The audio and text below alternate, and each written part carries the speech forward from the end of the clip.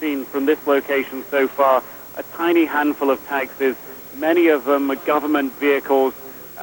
No sign of soldiers out on the streets here at this time, but then no signs of normal life. The stores are closed. There are vehicles parked at the side of the road. The vehicles that came out earlier on, some of them were screeching around the corners trying to get wherever they were going in a hurry.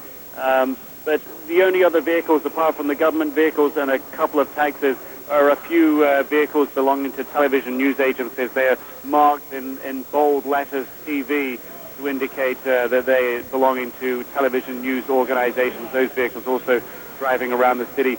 Very quiet. There's no wind at this time. The palm trees that line the river here are hanging limply. The visibility is not typical for this city. The visibility is quite limited at this time. Still hazy. It seems some of the dirt kicked up by the storms in the last few days is still in the air. And the skies overhead clearing a little, but still mostly cloudy at this time, Aaron. It is, Nick, thank you. It is to look at it and to know. It is as if a terrible thunderstorm came through and passed, and now we are waiting for a much larger typhoon to hit the city of Baghdad and the rest of the country of Iraq. It will come, I think we can be fairly certain, first from the air, more cruise missiles, 40 already launched, but at some point ground forces will move in, and the bulk of them will come in from Kuwait. They have over the last several days. Units have moved much closer to the border, really kissing up against the border, and they now stand there in the early morning, 7:30 in the morning on a Thursday, waiting for the order to move. Whether that will come today, tomorrow, the next day, we do not know and will not speculate, but we know Walt Rogers is there now. Walt? Hello, Aaron. Another sign that the battle plan is unfolding here. Again, the U.S. Army is sitting in the extreme northern edge of the Kuwaiti desert, very close to the Iraqi border. But the sign that the battle plan is unfolding on the horizon in that direction, about 2 miles, I can see tanker trucks moving up. These are the support vehicles which will refuel the tanks and the Bradley fighting vehicles when President Bush does give the order for the units to move forward. Let me share a bit of a charming vignette with you that you might enjoy, Aaron. You sitting in the CNN studio, and the CNN viewers in the United States and around the world actually knew about the attack on Baghdad, the attempt to assassinate Saddam Hussein before any of the soldiers here in the field knew about it. Everyone at the tip of the spear out there in their Bradley fighting vehicles, they're so removed from the big picture, which CNN is reporting, that actually we here at CNN were reporting to the soldiers in the field what was happening, that is the airstrike and the cruise missile strikes against selective targets in Baghdad, before any of the soldiers know it. They have a very focused mission out here. That mission is when the orders come to charge, they just fold up the back of those Bradley fighting vehicles, close the hatches on the M1A1 Abrams tanks, and go forward. John King at the White House a short while ago said it could be yet another 12 hours before the command comes for these troops to move forward. That looks very accurate from where we are. We would probably take 2 to 3 hours to move even now, and we're the leading edge, we're the cutting edge. That is, the 7th Cavalry is the cutting edge here. So it'll be at minimum 2 to 3 hours before we could roll forward, even if the command came now. And then beyond that, John King was speculating 12 hours. That looks fairly realistic. Over the horizon in that direction, back to the south, is the huge 3rd Infantry Division, mechanized infantry with hundreds of tanks, 155 millimeter Paladin guns. They have yet to be brought up. The 7th Cavalry, the unit with which I've been embedded, is the scouting unit. We would be the first out into Kuwait into Iraq, departing Kuwait, but again, the order has not been given to cross the line of departure. 7th Cavalry remains in its attack position, which is stationary. Aaron? Just, Walt, as briefly as you can, when you walked over to these troops, when you walked over to them and told them what we had been reporting, that the strikes had happened, that the war apparently was on, how did they react? They were sort of dumbfounded, sort of scratched their heads like, why didn't somebody tell us? again, that's not their position to get the overall, the big strategic picture, which you're reporting so well back there. But our position here is very tactical. That is to say, these units, when they go forward, see only a very small tactical picture. An immediate objective, they follow a roadmap, and the roadmap for the 7th Cavalry is up to Baghdad. But again, there's no indication, they had no indication this was coming, and even the officers in this unit were unaware of what was happening before you were reporting it to that big CNN audience. Aaron? Well, thank you. Walt Rogers in the desert, and we'll be seeing him a lot in the days ahead. We're certain. Much is now starting to unfold, though perhaps not all of it. Out on the water, the USS Lincoln. Kira Phillips is one of the embedded reporters out there. We're trying to get the pictures in. You can see the fighter jets. There's some breakup, obviously. These are live pictures, and this is complicated technology. Kira, are you able to hear me? Brian, or Aaron, can you hear me, Aaron? Yeah, we are able to hear you barely. Go ahead.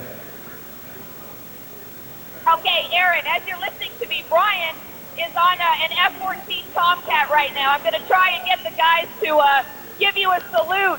They just gave me the signal that they are headed off the U.S. Abraham Lincoln here. I got to tell you, it's been a bit confusing because the plan was for the strikes, of course, to start later in the day. And now everything has sort of been jumped up at the last minute. As you know, the decapitation strike was attempted earlier today. And now the F-14 pilots are coming out slowly to their jet. Let me see if I can get them to wave. There we go. We got the pilot. They give us a wave. Let's see if I can get the Rio to give us a signal, Aaron, from the back there. They basically gave me a thumbs up. Well, they're watching the. It's hard to see them, but There we go. Did you see there that, we Aaron? did. We were able to see it there, and all we can do and say, and we know we speak for everyone, is we wish them safe flight and safe return. Kira, thanks. Nick Robertson in Baghdad. Nick? Aaron, indeed, just while we've been talking in the last few minutes, an announcer has appeared on Iraqi television saying that President Saddam Hussein will make an address to the nation, will make a speech in the next few minutes. The announcer has made that announcement several times in the last few minutes. It seems at this stage the Iraqi government responding very quickly to the notion that this decapitation attempt on the Iraqi leader, this target of opportunity, was unsuccessful. We are expecting that. That's what Iraqi television is telling its people at this time, to expect an announcement in the next few minutes from the Iraqi leader. We are watching the television here, and as soon as it happens, Aaron, we will bring you all the details. Well, and it is important for a couple of reasons. It is important for anyone in Iraq who might have designs on defecting, on surrendering, on not fighting a war that's about to unfold, to know that Saddam Hussein and his leadership, this most feared of people, that his government is still intact, and that there are consequences perhaps awaiting. And it's important, I suppose, for the Iraqi people to know that as well, that the government, whatever they may think of it, that the government of Iraq is still in place, and this decapitation effort, whatever it was not successful in an absolute sense. That is to say, if in fact Saddam Hussein appears on television, and if it was designed to get him, and if in fact these were not taped pictures, then he is still alive. But we'll know that. We'll know that in 15, 20 minutes, half an hour, whenever he goes on TV, and we'll translate what he has to say when he does. Wolf is, I think you want me to do this. Wolf is in Kuwait. Wolf? Thanks, Aaron. I want to do a little bit more analysis now on the weaponry that was used in this initial attack against the selected targets in Baghdad, apparently, perhaps elsewhere as well. Joining us, our CNN military analyst, retired U.S. Army General Wesley Clark, the former NATO commander, as well as the former Secretary of Defense William Cohen. First to you, General Clark. These Tomahawk cruise missiles that were used, one of the great advantages of them is that they can be fired from a great distance away. They're very precise, and obviously they don't have any pilots involved. As a result, no U.S. casualties are going to be inflicted. But in your experience with these Tomahawk cruise missiles, if they're going after a decapitation target, a specific group of leadership, how effective, how reliable can they be in this kind of mission? Well, they are exceptionally reliable, and they do take time to program and plan the use, but obviously that was done, and they're very, very accurate. Now, they have a particular warhead capability on them.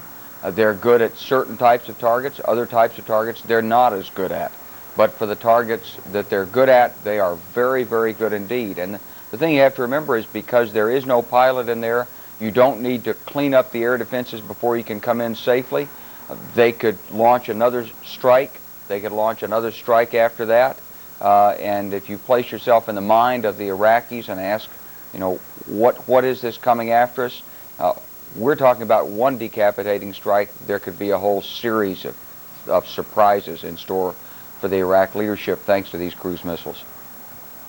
And Secretary Cohen, as we try to assess the role of the F-117A, these stealth fighters that were apparently used in this initial strike as well, these are the strikes that are these are the planes that are supposedly invisible to radar. They were used very effectively during the first Persian Gulf War, but I assume they've been dramatically improved over the past 12 years. Actually, they were used very successfully also in the war in Kosovo, in which General Clark was intimately involved.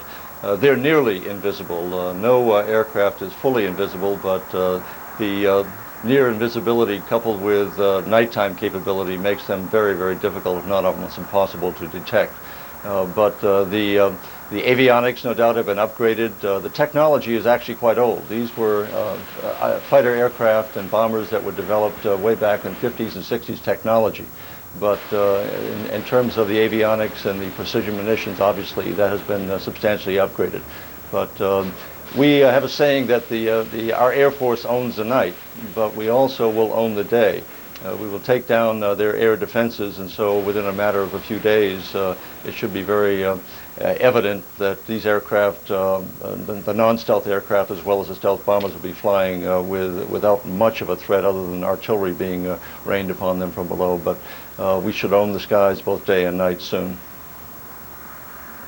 And Secretary Cohen, as you were speaking, we were showing our viewers the Department of Defense video that was released from that destroyer where that cruise missile was launched from a destroyer. We're not sure where that destroyer is, whether it's in the Red Sea, whether it's in the Persian Gulf, where it was. But this is part of the combined strategy. The Navy directly involved, the Air Force, the Army, the Marine Corps, the Coast Guard as well. Let me bring back General Clark. As you take a look at the improvements in all branches of the U.S. military working together under General Tommy Franks, the commander of the Central Command, the chief planner of this operation, things have improved dramatically as far as cooperation between the various branches of the U.S. military. They really have, because we've had a number of experiences where we've learned our lessons the hard way. I mean, we learned an enormous amount from the first Gulf War, and after that we recognized that all the services had to have precision weaponry. In Kosovo, we learned the importance of the Army and the Air Force and the Navy working together. We learned to plan big operations. We put that practice into effect in Afghanistan, where we took the unmanned aerial vehicles and we linked them in with better command and control to the strike targets, and we put special operations forces on the ground to help guide the weaponry. And all of those lessons are going to be on display and going to be very, very effectively used here in this campaign against Iraq, Wolf. Secretary Cohen, the F-117A is this stealth fighter we talked about just a few moments ago, but there's obviously the B-2 stealth bombers, which have a significantly improved capability. No indication they've been used yet as far as any strikes, as far as this initial burst of activity, military activity, but presumably they will be used. They've been moved closer to the theater as well. Talk to our viewers a little bit about this B-2 and what they're capable of doing. Well, the B-2 is capable of flying all the way from Conus, or continental United States, all the way to Iraq, being refueled several times along the way, carrying at least 16 precision-guided bombs that can hit their targets with absolute precision. And so they can fly long distances. They have a very small crew of two. And are enormously successful and have been successful in our campaigns. I'm sorry. And I want to just to bring back General Clark. Those B-2s, they were flying from the continental United States, but we're now told they have been moved closer to the theater, to Diego Garcia in the Indian Ocean, where they've got these hangars that can accommodate the B-2. This is a dramatic development as far as this potential war is concerned. It is, Wolf, because this enables us to put more aircraft over the target area. The turnaround time is less, so the U.S. Air Force that's flying these aircraft is going to be able to turn the aircraft. It's going to save fatigue on the crew, and so it's a real efficiency measure in terms of use of the aircraft. What do you think, Secretary Cohn, of this strategy that we now see unfolding here in the past couple hours? A limited military strike, Tomahawk cruise missiles, F-117A stealth fighters, but now an apparent pause as the U.S. prepares for the next wave of activity, a pause that presumably will result in Saddam Hussein, if Iraqi television and radio are correct, Saddam Hussein making a statement to his own people. What do you make of this strategy? Well, again, much depends upon the information and intelligence that the President had at his disposal. He obviously wanted to take advantage of any opportunity he had to launch a strike against Saddam in his inner circle. To the extent that that was unsuccessful, that's the first shot. There are many more to come. Secondly, they may be waiting in terms of the sequencing of the forces, in terms of the weather clearing, so that the ground forces can act nearly simultaneously along with the helicopters, low-flying helicopters, as well as all of the precision aircraft. So it may have to do with the battle plan as such. This was simply an opportunity that was seized, may not have worked out, but it's the shape of things to come, and the shape of those things to come, a very heavy raining of 3,000 or more missiles in a very short period of time with combined air, land, and sea forces. All right, Secretary William Cohn, the former Defense Secretary, thanks very much. We'll be standing by speaking to you, and General Clark as well, our CNN military analyst. Back to you, Aaron. Thank you. And we are hearing now from Iraqi TV that Saddam Hussein will, in fact, go on the air, address the country, whether that he has rarely, if ever, done live TV for security reasons, but he's going to make some statement on Iraqi TV, and we expect that shortly, but it has not, if I heard the information correctly, it has not happened yet. We are in an odd, by our thinking at least, odd in-between moment where something has started. It is absolutely correct to say that the war against Iraq is underway, but as former Secretary of Defense Cohn said, the shock and awe, this raining down of 3,000 or so cruise missiles that is the beginning of the massive battle plan, the sequencing, to use the military term, has not yet started and may not start for many hours to come. John King talked about 12 hours. Jamie McIntyre earlier talked 24 to 48 hours. And General Clark said that would neither be a problem nor a particular surprise. They want to do this on their time, when the weather is best, when everything is in shape, when all of the ships and all of the planes and all of the soldiers are ready to go. John King's at the White House. John?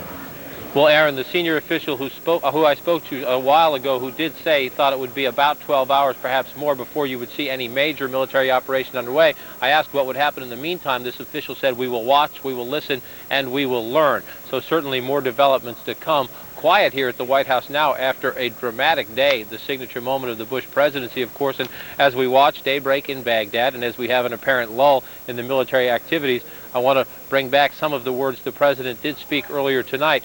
He said that selected targets had been attacked tonight, but the president also warned the American people, in his words, that this could go longer and more, could be a longer and more dangerous operation than many had predicted.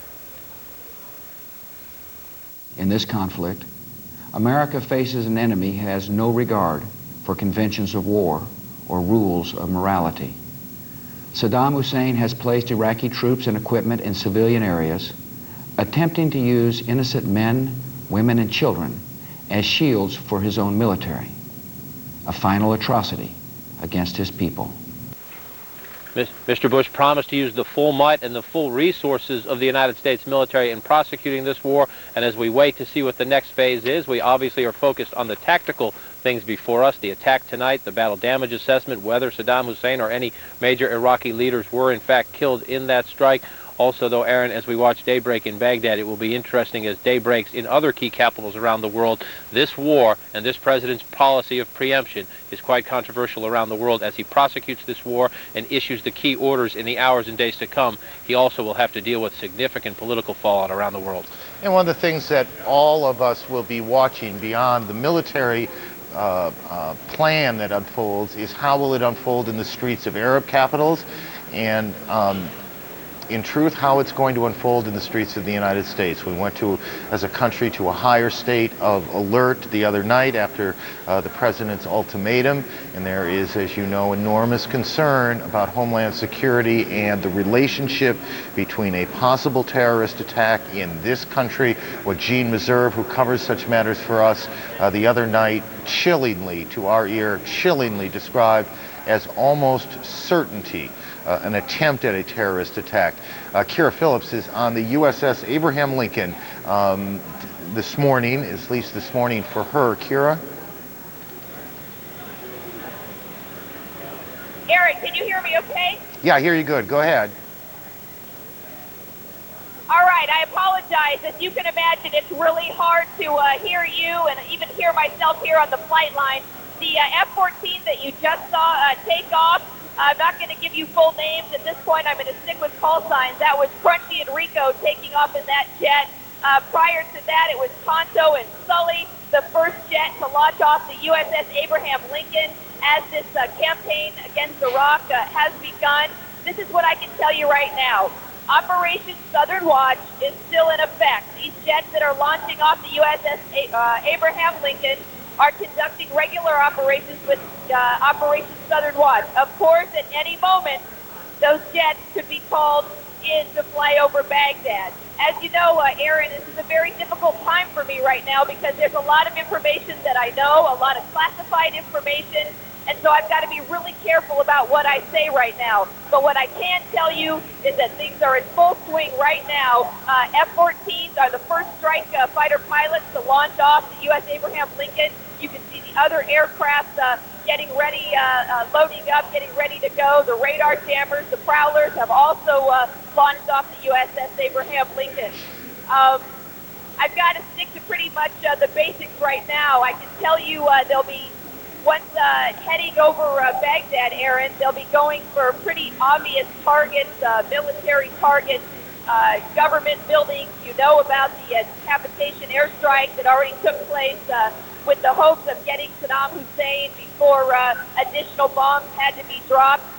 But at this point, that's what I can tell you. Right now, F-14s in full force, the Tomcatters launching off the USS Abraham Lincoln right now as this conflict with Iraq has begun. Aaron?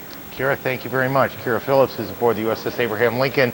And just to do a bit of translating, if I can, some of that, this is a remarkable technology that allows these correspondents to file from the middle of oceans, from remote places in northern Iraq, from the Kuwaiti desert. And sometimes it's not a perfect technology.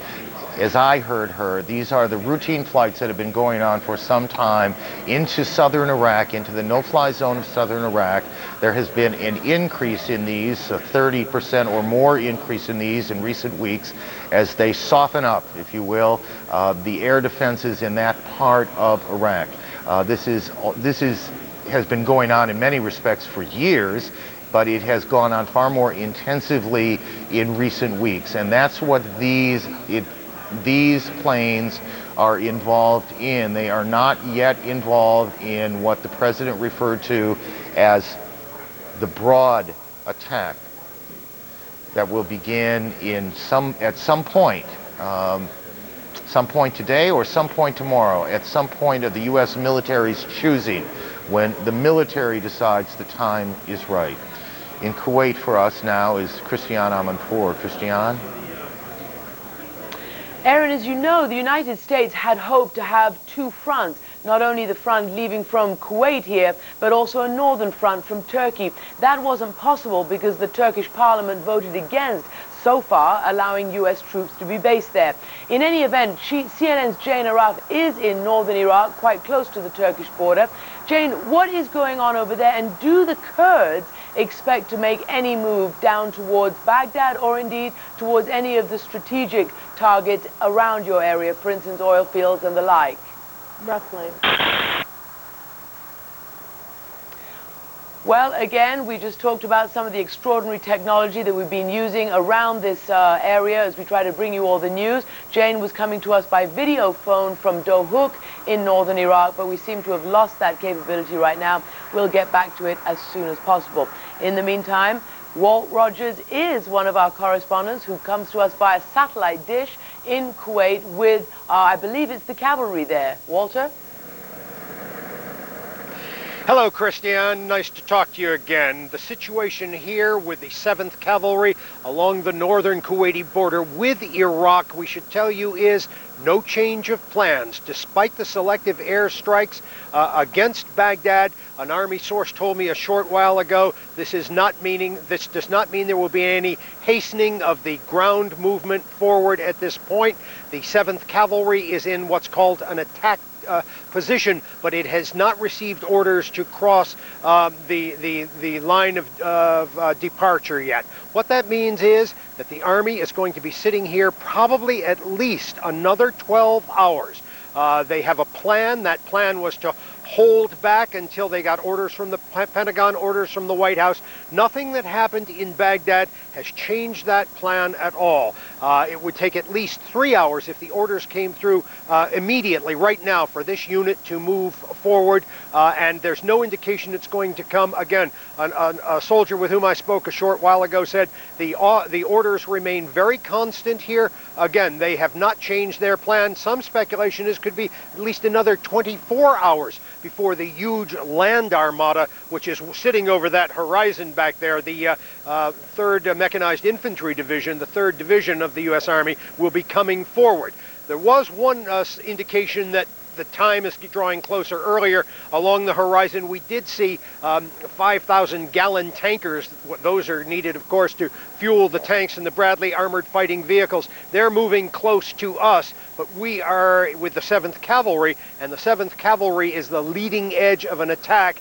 No indication that attack is coming soon. Despite what happened in Baghdad, the Army says their orders remain the same. They are to sit in this extreme northern position up against the Iraqi border, but not to go forward. Christiane? Walter, thanks. And of course, Walter had mentioned that the unit that he's with there didn't even know that the opening stages of this campaign had begun, because each unit that the reporters are with have their own narrow field of vision there. We're going to go again now to northern Iraq and try to get hold of Jane Araf, who's in Dohuk. And as we were saying, the Americans had hoped to use northern Iraq as a northern front. That has not yet been possible. Jane, is there any indication about what is expected from where you are, and whether the Kurds or any kind of military activity is expected, particularly to move down towards any of the oil fields or any of the strategic locations in the north? Well, Christiane, the Kurdish military has been operating in the airfields and along positions, obviously, along the Turkish border and the Iraqi border, along with select groups of American military.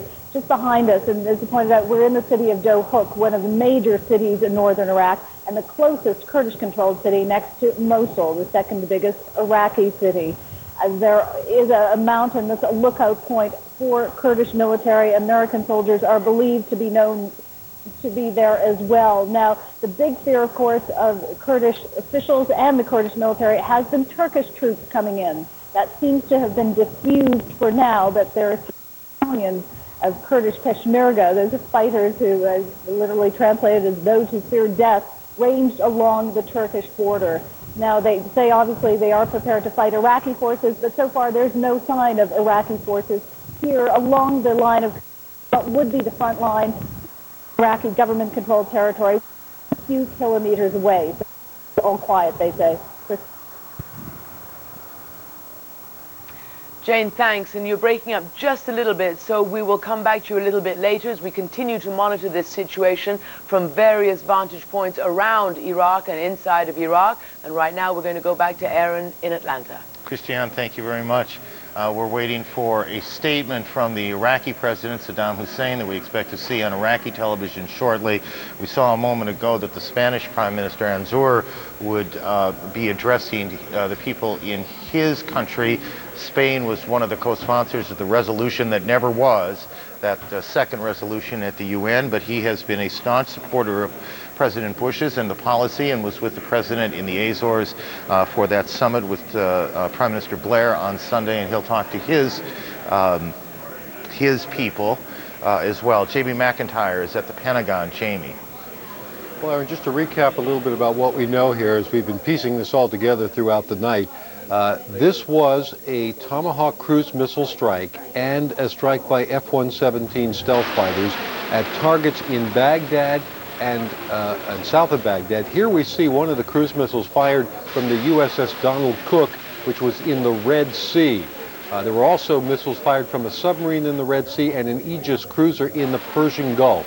More than 40 cruise missiles total were scheduled to be launched in this attack.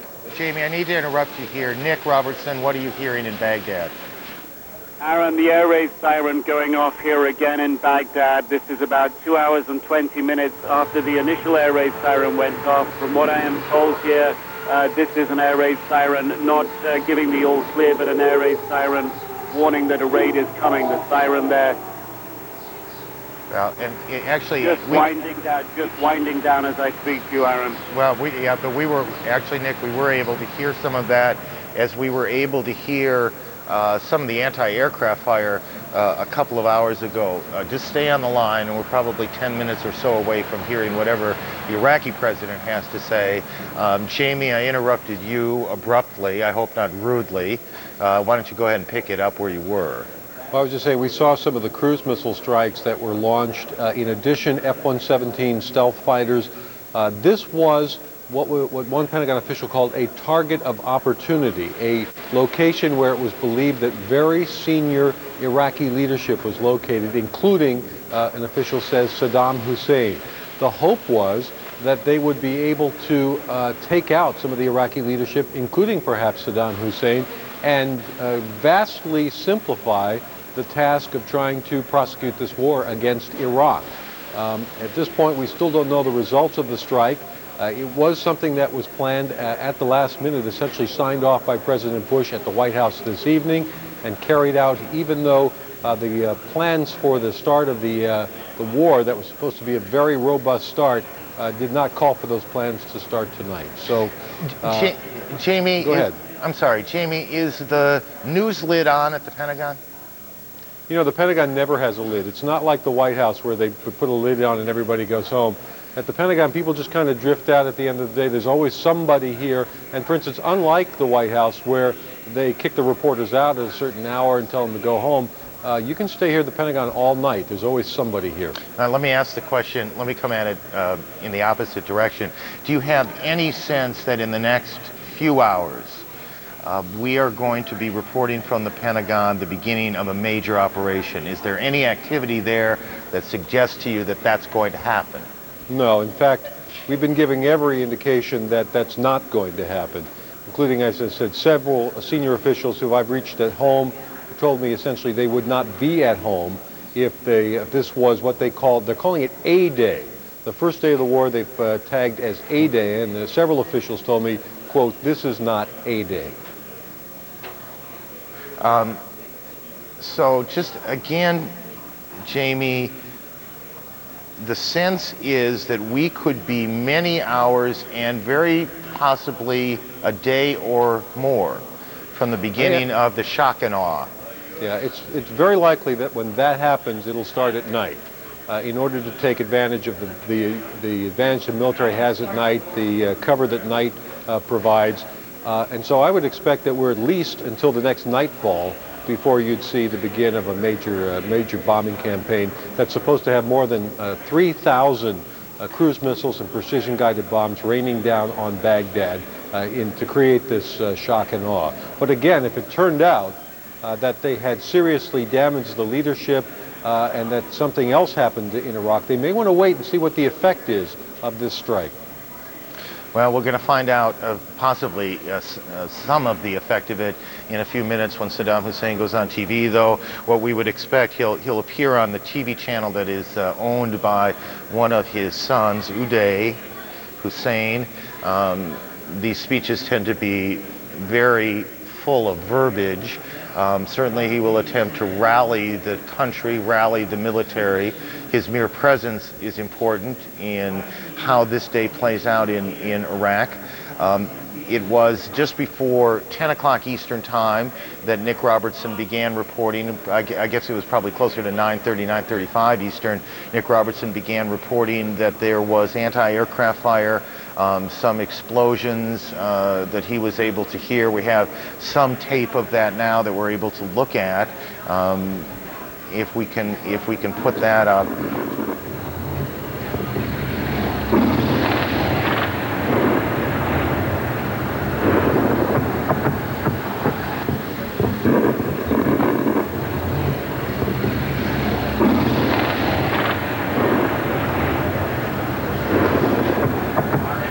These are the first time that we've seen these pictures.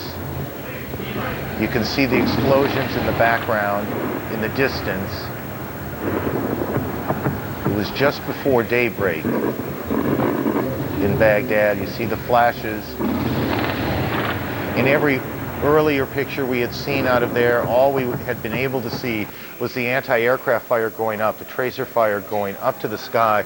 And so in just a span of 40 seconds, it's about how long that tape went, we were also able to see, as you look at Baghdad this morning, Thursday morning for them, as we approach midnight here in the east, the first time we were able to see anything that had come down, any explosions that had come down. As Jamie McIntyre has been reporting, 2 cruise missile targets, one to the south of Baghdad, an attempt to, in the jargon of the military, decapitate, go after the leadership of Iraq, a target of opportunity, a decision the president signed off on early in the evening, 6:30-ish, if I remember John King's reporting, 6:30 or so in the evening. He gave the go-ahead after the intelligence came in. I'm sorry, go ahead, say that to me again. Okay, thank you. The president signed off early this evening, went back to the residence, talked to his speechwriter, said it is time to go to work. And go to work they did. 10:15 tonight, the president went on national television to tell the country that the opening stages, to use his words, the opening stages of the disarmament of Iraq was underway, and made clear that it was simply that, the opening stages of what will be a broad attack that will begin sometime down the road. Christiane Amanpour and Wolf Blitzer are both in Kuwait City. This will be a central and important place over the next several days. Go ahead, Christiane. Wolf and Aaron, let's talk a little bit about the allies of the United States, Britain and Spain. We have been told, and certainly wire reports are saying, that Prime Minister Tony Blair was awoken, or at least informed after midnight British time, that these attacks had been brought forward. We're not sure whether this was a surprise to him or not, but what we do know is consistent with what our reporters Jamie McIntyre and others from the Pentagon have been saying. We believe that the British had not expected the full initial launch of this war to begin right after the deadline, and we are not sure when or whether we're going to hear from Tony Blair or indeed people at the British Defence Ministry. So far they have given no statement about what's going on. We understand that in Spain, the Prime Minister of Spain, Aznar, who is also an ally in this campaign, although has not committed military forces, is also going to address his people. As we know, of course, today there have been several activities out here in terms of military activities. US forces and British forces have attacked artillery batteries in